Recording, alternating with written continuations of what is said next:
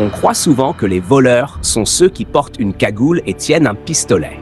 Mais la vérité est plus troublante. Les plus grands voleurs portent un costume cravate, siègent derrière un bureau et n'ont même pas besoin de se salir les mains. Cette nuit-là, la banque fut secouée par un cri glaçant. Ne bougez pas, l'argent appartient à l'État, mais vos vies vous appartiennent. Un silence de mort. Puis, comme hypnotisés, employés et clients se couchèrent au sol. En une phrase, le chef des voleurs avait inversé la peur. Changer de perspective, c'est aussi ça, le pouvoir. Le casse dura moins d'1 quart d'heure. Quand tout fut terminé, le plus jeune de la bande, diplômé d'université, ne put contenir son excitation.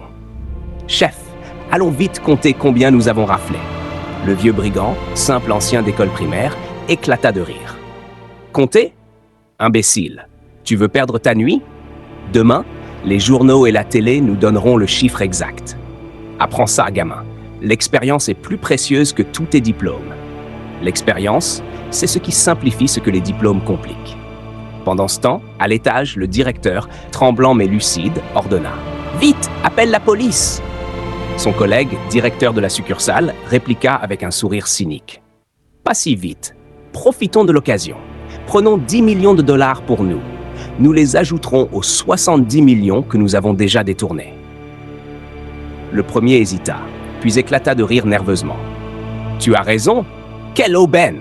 Ça, c'est l'art de tourner la situation à son avantage. » Et dans un excès d'avidité, le directeur ajouta « Si seulement il pouvait y avoir un vol chaque mois. » Ça, c'est l'excès, quand le crime devient une habitude rentable.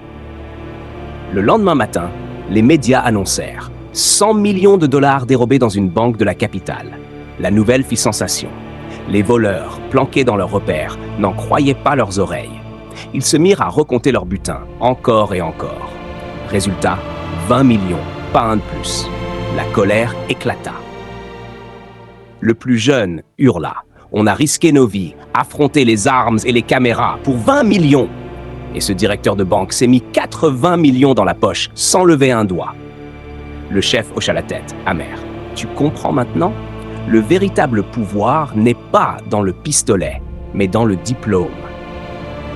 La morale était claire. La connaissance vaut plus cher que l'audace du crime. Pendant ce temps, au siège, le directeur savourait sa victoire. Il avait non seulement effacé toutes ses pertes en bourse, mais il était désormais un homme riche, respecté, protégé. Il n'avait pas tiré une seule balle. Il n'avait même pas transpiré. Il avait seulement profité du chaos. Ça, c'est saisir l'opportunité. Et c'est là que se révèle la vérité la plus cynique. Les vrais voleurs ne portent pas de cagoule. Ils ne braquent pas les coffres, ils les contrôlent. Ils ne risquent pas leur vie, ils risquent la vôtre. Et au lieu de fuir la police, ils la dirigent. Ce sont des voleurs diplômés, bien habillés, respectés, et ils sont plus nombreux que jamais. Moralité. Le voleur armé vous prend quelques billets. Le voleur diplômé, lui, vous prend toute une vie, mais avec le sourire et un stylo.